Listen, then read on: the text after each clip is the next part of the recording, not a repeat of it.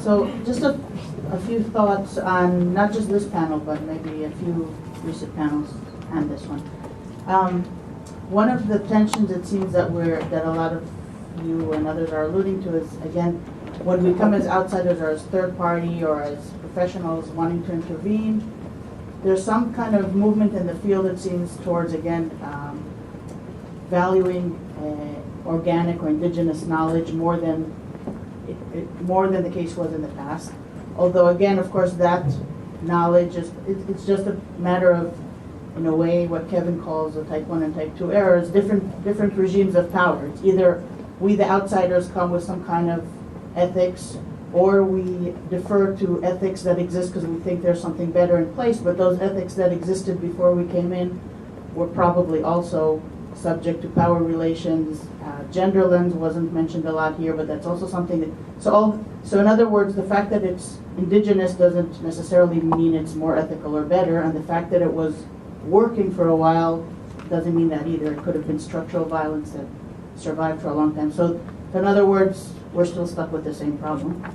But maybe one of the things, again, we should be emphasizing more, applying more in the way we teach is, like Rich said, with emphasizing or realizing our situation or our place within those power dynamics, which also might translate into, let's say at SCAR, we teach so much about international stuff and we're so outward bound, and there needs to be much, which is interesting. I mean, I do that too, but maybe there's much more emphasis that needs to take place with that you can't go outward unless you've done the homework and analyzing not only yourself as an individual and your system. So in other words, when you go with ethical claims to some other context, you've already looked at yourself as well pretty thoroughly, so that, in other words, we're all busy going to other places and nobody's coming to our places where enough work has to be done as well, if that makes sense. So I don't know, maybe either change the focus or at least emphasize more that you can't leave with claiming you're a conflict resolver. You can't have a degree in this field. You can't have authority in this field unless you've done some really thorough homework, which includes that reflective practice, understanding the power relations, understanding how you're feeding into them or not, et cetera, and that's not a luxury to teach that. It's actually should be a necessity and prerequisite for other things. Would ever like to take? Yeah, we don't have to treat good comments as questions. You know, we can just let them. Okay. We can let them stand. That was a good comment. Okay, great. And Bill, you want to? Hi, good afternoon. I have a question for Dr. Westerson. I would like to get your views on this because you described the humanitarian system, and I would like to also narrate a different modality that happened in the Philippines. Like, I met a sociologist. She's PhD. She's attached with the U.S. military based in Zamboanga City. She is civilian, but she works for them. She interviews people like me, local specialists, people from the academe, local NGOs who know about the situation. So basically to get to know about the local dynamics in certain communities.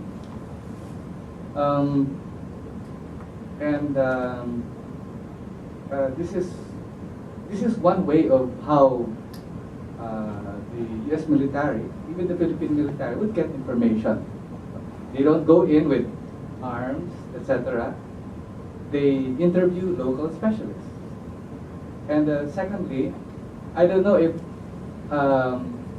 this was this is related to her work, but I received a physical report from that base in Zamboanga City.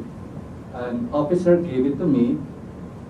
It's a report about the local politicians in the autonomous region of Muslim Mindanao, local politicians and strongmen. These are profiles of local politicians and strongmen in Mindanao. And it was so detailed, it was amazingly accurate, except a few a few minor details, but it's really accurate. It's quite impressive. I saw this report physically, and later on I found out it was available in the internet. It's a PDF that you can download, and it's anonymous. It has no author. So this report circulated amongst international NGOs, donors, maybe some government officials. And I'm thinking, it's a good tactic. It's democratizing information, and that report basically demystified for outsiders what's happening. It helped international NGOs, even donors probably. I don't know the impact, but I'm just guessing it helped international NGOs navigate the power constellations of conflict areas of Mindanao. So it's not better targeting of strongmen, not better targeting of local warlords, but better targeting for the development of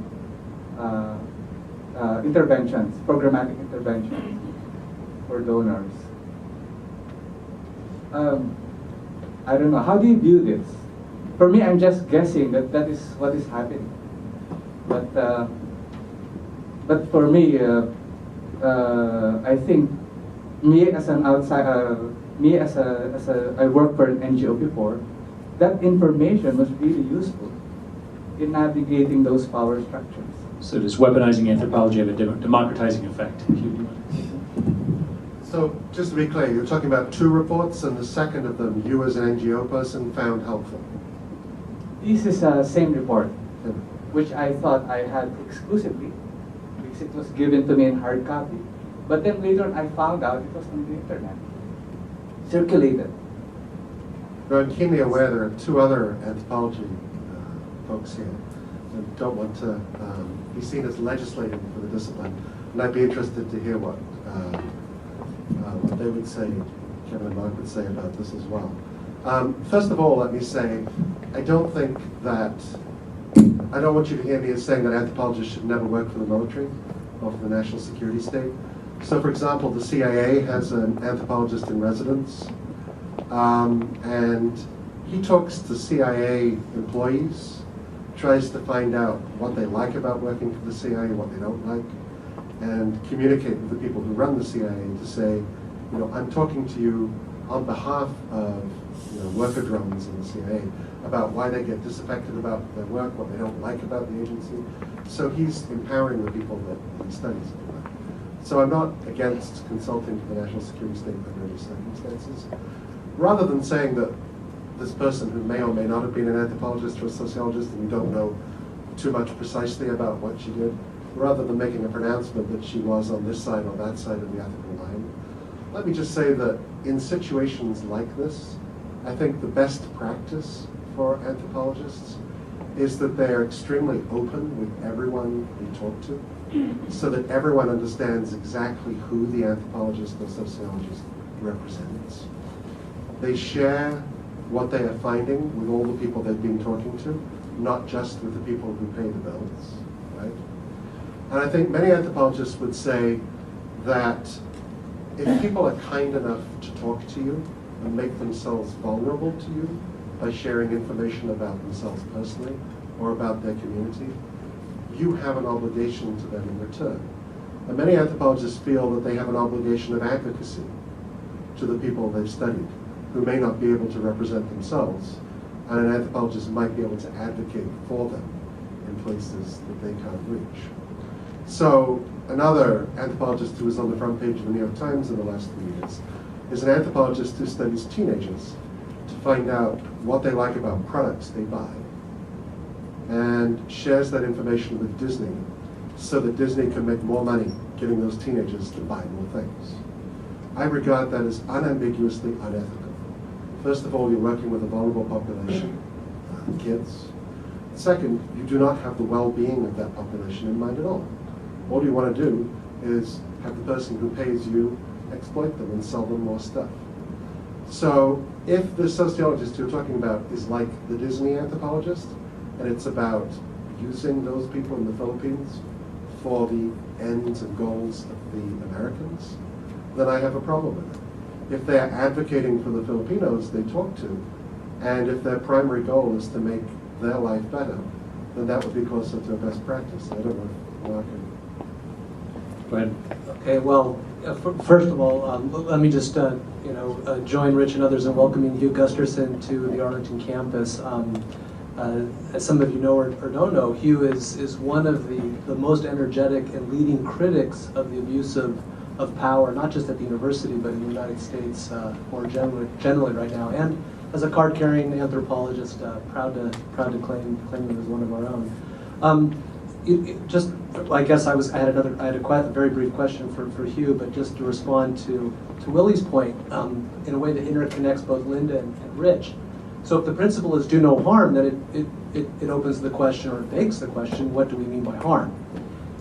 And obviously it depends on your optic. At a very almost unambiguous level, you have targeted killings, as they call them now. We might, or they used to call them assassinations. And obviously, if they're using the information in Iraq and Afghanistan to kill Taliban or suspected Taliban leaders or whoever, that's obviously harm. But using social science or anthropology to help NGOs do their work, again, from Rich's perspective, that might very well be assisting a broader system, which ultimately will do more harm than good down. So I guess it depends on how we define harm, and at some point we get into sort of an infinite regress, and then we're not doing anything. But so I guess that would be the one response. But a question for you, Hugh. So about your analysis of the human terrain system. So you started off by describing what it was, and I actually haven't followed the debate in terms of what the claims that were made about the effect. You said you were quoting these leaders about 60% reduction and so on. And one question was, is there any truth in any of that? Did it do any of those things? On the other hand, it doesn't matter whether they did any of those things, because from a Kantian or deontological perspective, if it violates our rules, it violates our rules. And that gets me to the second part, which has to do with your prescription for how we do it better. When you suddenly switch over into a consequentialist ethics, what happens if we do it better in the next war? What happens if the army picks up each of those three things and we have Iraqi or Afghani experts, or if we meet all, does that make it then ethical because it does the work better, it has good consequences? And I think the answer should still be no. So how does that impact your analysis? Great question. So there are three questions on the table here. What do we mean by harm? Who gets to decide what doing harm is? Second, was Colonel Schweitzer accurate when he said there was a 60% reduction in casualties? And then, what are the dangers of talking to people in consequentialist terms? So in terms of what we mean by harm, Gray Cox said earlier, instead of saying that we want to do unto others as we would have done unto ourselves, we should do unto them as they want to have done unto them, right? So one of the questions when we're dealing with people from radically different cultures about what constitutes harm is to ask them what they think constitutes harm, right? And what we might regard as good for them, they might not. And I'm comfortable with saying that they get the final say in whether they want what we regard as development or whether they don't want it. Colonel Schweitzer's claim of a 60% reduction in casualties has been widely debunked at this point. And he has basically admitted that he just pulled the number out of his hat. And the astonishing thing about it is the New York Times, the newspaper of record that claims to be such a rigorous journalistic outlet, just wrote this number down and took it as gospel. If you think about it, it is an absurd number. From what we know of that war, it's very hard to take that number as credible. And there is, I think at this point, no empirical evidence of a reduction in casualties in areas where human terrain teams operate. But then in terms of, I think you're asking a very important question. If we do move to a consequentialist debunking of human terrain teams, what if they improve their act and they actually start to work? I tried to draw a distinction between the way anthropologists talk to themselves and the way we talk to the rest of the world. I think clearly when we talk to ourselves about whether a program meets our ethical standards or not, we have to refer to our own ethics code. And I wouldn't want to change that. But what I'm saying is that having done that, we then tried to talk to the rest of the world in terms of our ethics code. And I had experienced time after time again of being told, well, change your ethics code, then it's in the way. If the rest of the world can't understand our ethics code, then maybe we have to find another way of talking to them. And if, at least in this one instance, the consequentialist logic doesn't even hold up, maybe that is the discourse in which to speak tonight. Great. Joe Monfil, you wanted to jump in, and then we have time for one more question. Yeah, And it's Jim. I was just thrilled by Rich's presentation. You really laid down the fundamental ethical challenge to this field and its assumptions, its presumptions. And particularly, first of all, coming from the government, I've been in despair really since my second year in the Foreign Service, when I learned that through the New York Times had exposed the fact that the government had been lying to all of its diplomats in confidential telegrams saying that we hadn't bombed North Vietnam. And holy shit, they lied in confidential, so to their own liars. So we're in a struggle. It's a moral, ethical struggle. The uses of power, the abuses of power, and I think self-analysis is a very, very important moral compulsion, really, moral imperative for the conflict resolution field, and I think for ESCOT. Now, you have to do it carefully because we still don't have a complete Democratic majority in Richmond and the Commonwealth of Virginia, but because that's a factor. I was really fascinated to see the terms of reference for the aid program promoting free market economy, and it was like the Koch brothers had written it, except it came in AIP guidelines. So we have moral dilemmas. The consequences of unhealed wounds in the Civil War and the consequences for the descendants of the slave population, the prison population, where pot crimes has populated the prisons with blacks and Latinos, where the U.S. with 5% of the world's population has 25% of the prison population. Those are all reflective of the fact that we have not really healed from all the consequences of the Civil War, Reconstruction, post-Reconstruction.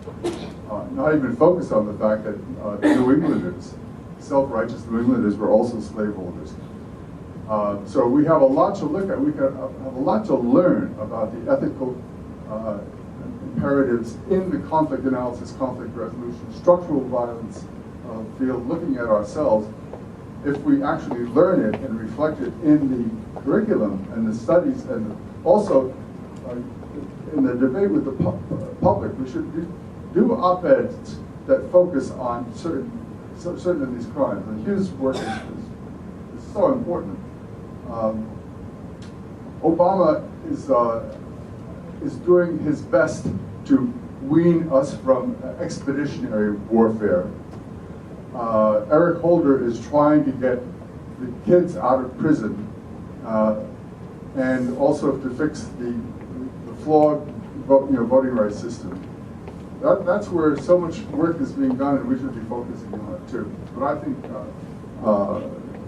Rich's final valedictory presentation is just really inspiring, and I think really it was the best possible end towards the ethics and conflict resolution task of the conference. Anyone want to respond? It seems like a very nice statement. Let's have a question. It's really a very, I think, appropriate follow-up. I wanted to ask Rich Rubenstein if you could just elaborate some more on your idea of constituting a new kind of politics, what that would look like, if there's some examples you have in mind of people that are doing it in some way. Yeah. Thanks. This is going to be a very quick answer because my own feeling about what's going on in this country right now is tremendous invisible ferment. Not entirely invisible, but invisible kind of on the national scale because the national press tends not to cover it, and a lot of it is locally focused. But if one goes to a website like www popular struggle. I'll remember. I'm dropping the memory of it right now. It's Kevin Zeis's Margaret Flowers website. They list the things happening in every city and many rural districts that will absolutely knock your socks off, just in terms of the innovative, peaceful, but militant stuff that's going on. Nonviolent activities, demonstrative activities, economic experiments, social experiments, etc. And it's happening all over. It's only now, I think, a matter of time before there's another sort of Occupy thing that becomes visible. So there's an enormous amount of ferment, and the ferment is taking place in this institution. Students are very interested in this stuff. They're very interested in what you said about nonviolence, for example.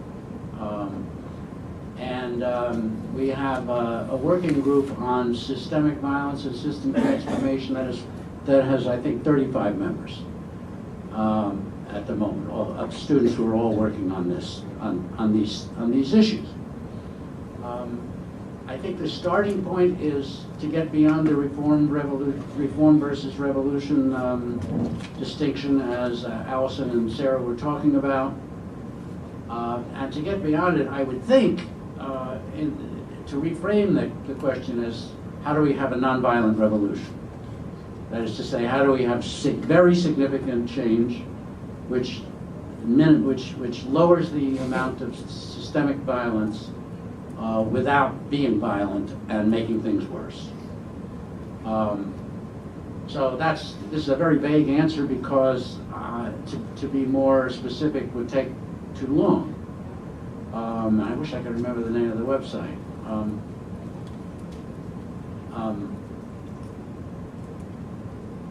What one wants to do, it seems to me, when you think about in terms of new politics, is two things. One, you recognize that creative politics in this country, which is the one I know best as a historian, that creative politics almost always takes place in the borderlands between legality and illegality, social acceptability and social outrage, etc. And whether you're talking about the 60s and 70s, or you want to go back to the 1840s, you find the same kinds of activities which are generally nonviolent, but are almost always called violent, because they offend people's sense of what's proper and what's customary. That's a kind of methodological note. But then in terms of substance, it seems to me, one wants to look at and consult people, even in our own backyard, people like Gar Alperovitz at the University of Maryland. Gar is a leading advocate of communally owned local economic enterprises. He says it's not capitalist and it's not communist, it's maybe communalist, and I'm not sure what he's calling it these days, but there are people in like 20 cities now doing this. Or you maybe want to look, if you're looking at it on the socioeconomic plane, you want to look at something like Edgar Cahn's Time Dollar program. Edgar also is in Washington, D.C., and I happen to know the number of cities. 28 cities have adopted this method in which people excluded from the normal economy or want to exclude themselves provide services for each other in exchange for a currency, a script, which becomes not legal tender exactly, but acceptable tender in the places that it's used. Edgar's book on that subject is called No More Wasted People. That is wonderful. And you could sort of go on and on with this, including now experiments with new kinds of political representation and suggestions that the two-party system is self-destructing. The time is ripe for us to develop a multi-party system, perhaps eventually on a national level, but definitely on a local level. So the signs of change are there, and we need to be, kind of awake to them. Great. Well, I know we have a lot more to say, and I see a lot of hands. We're not going to be able to get to them. Popular resistance. Pardon? Popular resistance. Popular resistance. Yes, popularresistance.org. That's the website, popularresistance.org. There's the website. Okay, let me end our duties and let's thank our panel.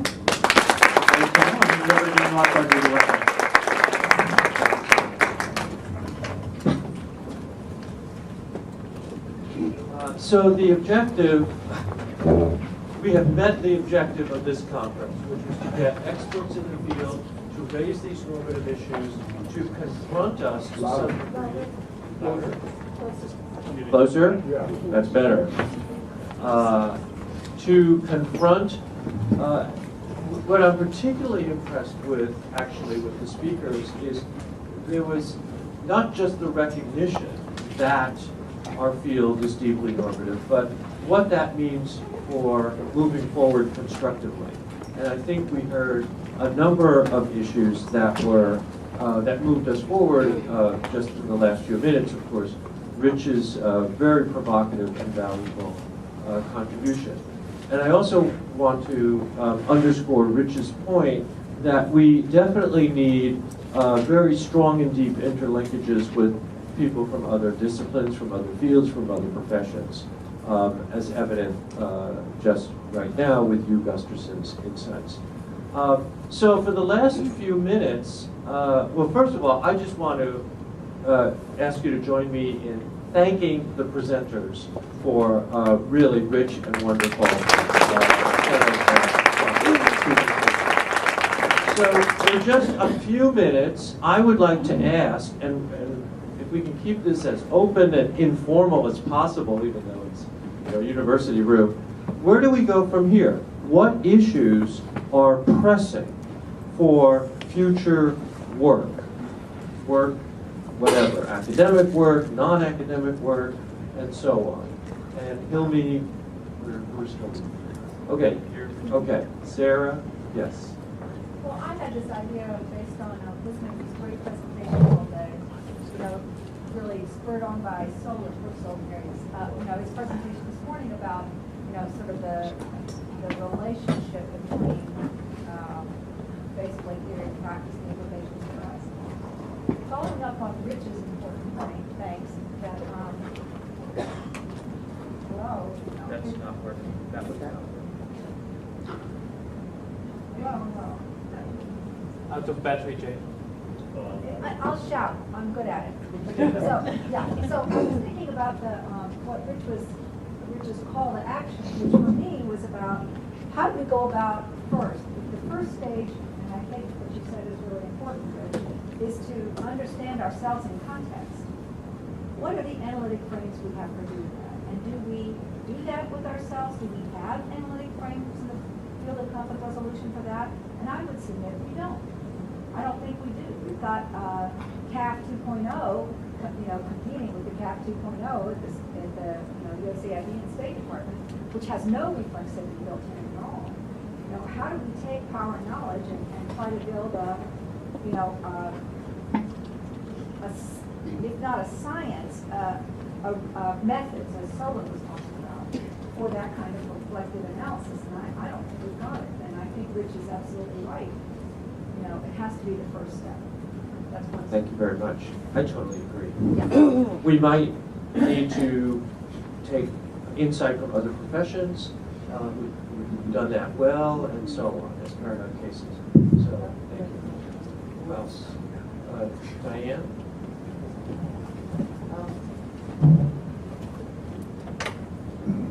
Two ideas. First of all, Rich, you, and I second what Joe said about Rich's presentation. This was a great panel. But you mentioned that we don't have a code of ethics, so why don't we write a code of ethics? That seems pretty doable. And the other thing I wanted to mention before, but I'll just be brief, I won't go into it, but there is a lot of parallel to Hugh's experience with the American Anthropological Association, with the American Psychological Association, and involvement in torture. And my very dear friends and colleagues and Psychologists for Social Responsibility challenged the APA, and they said that they would investigate it, and they refused to bring charges against the psychologist. But in any case, a lot of people stopped paying dues to APA, and they formed a coalition for an ethical APA, so maybe we can do something like form a coalition for ethical conflict analysts, just self-select and, agree not, to participate in this particular way. Thank you. Yes. Ms. Mohammed Abu-Nimer. Thank you. Thank you. I'm sorry for missing the morning. Seeing that there was quite a number of presentations, interesting as well, been referenced. Two comments, actually, a comment and suggestion. One is the assumption that the field that Rich referred to has not been co-opted yet. I would rethink that. I think we're already in the middle of the promoting an industry of conflict resolution far beyond, I think, what we have detected or described or captured. I think the form of working with USIP or USAID or DFID or even UNDP and all these organizations, our machine, at least at the AU, already in practice for about 15 years. We produce about 60 students every year, 30 graduates. Out of those 30, we place a third of them, so 10. Every semester we have 10 students who work in governments, and another third who work in NGO who work with government, and then the other third basically drop or change field or go to something else. So our machine at AU, and there are another 15 machines including ISCAR, has been producing students and putting in the job market, and the job market is basically those institutions. What worries me in general is not that we are producing students and supplying the market, is basically the frameworks we're using, whether it is critical or normative or supporting reform. That's, I think, the issue is there. So I think we're beyond, I think we're in the state of the need to reclaim back the field in that sense. And I'm not sure SCAR alone can do that, with all due respect. So my suggestion for the next step is to invite actually the 15, 16 so-called master program in peace and conflict resolution, or in conflict management or conflict settlement, whatever title they've chosen to market themselves, to invite them for another gathering where the focus is either a code of ethics or a framework for reflexive analysis, and have a specific one conference, one meeting that maybe something useful, tangible, concrete, and Great idea. believe it or not, there might be USIP. different. It's a great idea. Why USIP?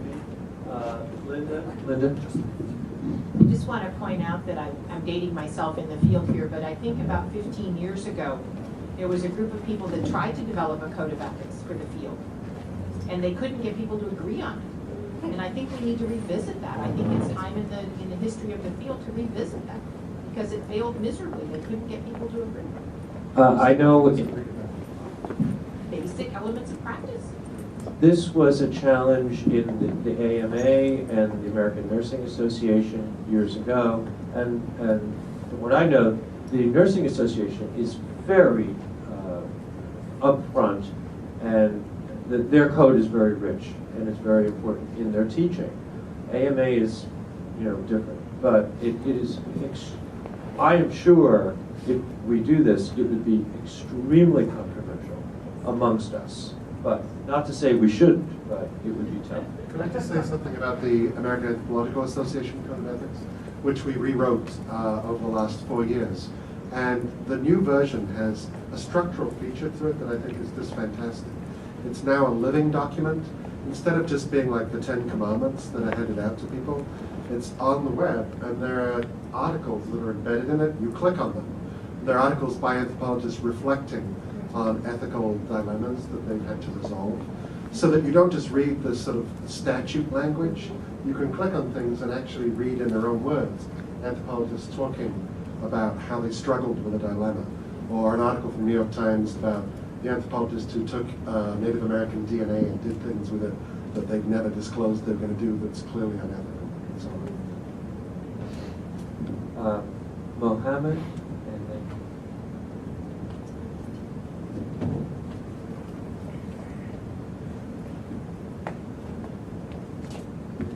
Okay, two quick suggestions. I think it's high time we revisit our share of the public sphere out there.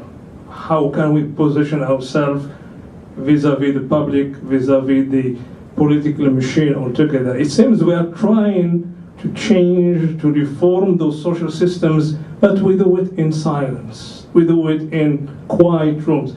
And I'm referring to the need for better exposure of Rich, Saul, and you, everybody, Cobb, everybody, all these voices should be on public media. We need, unfortunately, we have been outshined by those think tank analysts from the left, from the right. So CAR has to do a better networking with the media. The other suggestion, now we are in a post-9/11, post-Iraqi war, and nearly post-Afghan war. I think we should perceive ourselves as a corrective movement of power politics, because diplomacy, hard power, has come to this fatigue, and they need our skills, our product, our knowledge, but it seems we are still a bit shy, as if realist is there forever, and it seems it's being old-fashioned. So there are several experiences, promising frameworks that should be in the field, should be highlighted. We should make a lot of noise to be better received, and I would love to build or to capitalize on John Burton's wish. We need to take conflict resolution analysis to the public imagination, to turn it into a public human dimension. That's really very suggestive and provocative. If only, and also to emphasize the success stories as part of your thing. Gina? Yes.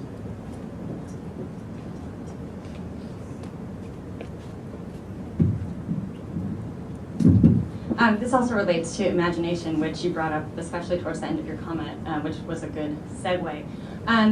Patricia, one thing that was going through my mind throughout your talk was, how is it that peace building has panned out in the way that you described it, with this neoliberal approach, and what is it that's causing that, and then how do we address that issue? Is it a matter of imagination or lack thereof, and are peace builders sort of waking up and saying, I'm going to infiltrate,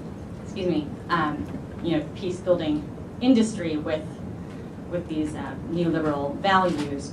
Because I don't think that's the case, and I didn't hear you suggest that. But so what is it that's causing that, or that's perpetuating that? And then how do we actually build a field that has the imagination, where maybe half of the graduates do go into government, but where then that leads to maybe a transformation of government in a situation where government can be a structure through which one can resolve conflicts rather than just manage them. So how do we build up that imagination? I think that building a code of ethics or talking about it, arguing about it is a great place to start. But I think that there's also sort of a fear of disagreement or disharmony in ideas that can lead us to keep those ideas quiet and to have those conversations in quiet rooms. So I think we need to start by imagining a space where we can be in disaccord and we can have disagreements, because that is, after all, what will lead to the development and the imagination and ability to participate in something that goes somewhere. Thank you very much. Very briefly, peace building is business. It's a system. It's linked into the global economic system. It's linked into different political systems. So it's part of the system. And that has proven to be a problematic for us, because the system is what it is, and it grinds away and grinds away. So part of it is also the fear of the local population, and being afraid to be really involved with the local population and ask. Earlier on, it was, I think somebody said, if you want to know how people feel about stuff, really the only answer is to ask them. and then to take that seriously, respect it. Now, that seems simple, but it doesn't happen in most cases. Linda? I think we're also presuming that anyone who gets attracted to this field is ethical. I've been in this field long enough to see that there are things that are unethical that are done in this field, and we have not had a mechanism for policing ourselves. And I think we need to, the strong language of the Anthropology Association might be adopted by us. We have not done that. Well, thank you very much. We have had a full day, and at least to me, very rewarding day, thanks to the presenters. And so I've been asked for access to some of the papers, so if the presenters, as a choice, want to disseminate their papers or anything, just send it to me, we'll collect them, and then we'll send them out to, if you want this, send them out to everyone who attended here as a choice. So that But not posted to a website, correct? we don't plan, I wasn't thinking of a website. Not that, I understand that's a different community, so I wasn't thinking of that. That's already here. Well, the NSA already knows what, the NSA, they knew what was going to happen yesterday today. They knew yesterday what was going to happen today. So, thank you all.